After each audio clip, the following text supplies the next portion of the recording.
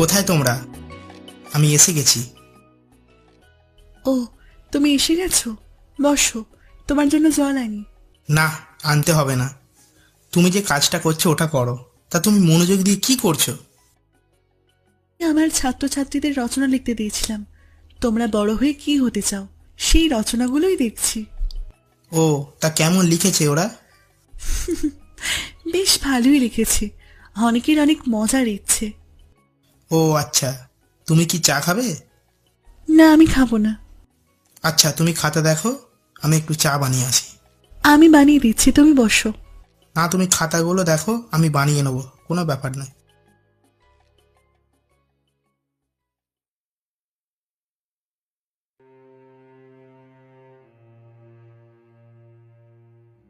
কে? তুমি কাঁদছো কেন নীলা?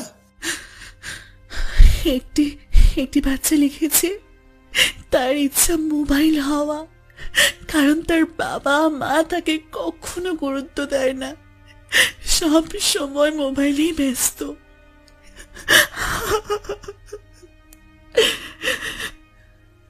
সত্যি দুঃখজনক। হয়তো তার বাবা মা তাকে সময় দেয় না, কিন্তু তুমি এত কাঁদছো কেন? ওই ওই ছেলেটি যে রচনাটা লিখেছে সে আর কেউ নয়, আমাদেরই ছেলে, আমার ছাত্র, আমাদের ছেলে। কি কি বলছো তুমি? হ্যাঁ, ঠিকই বলছি।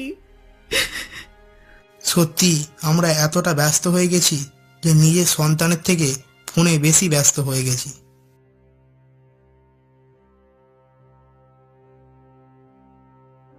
রনি, কোথায় তুমি?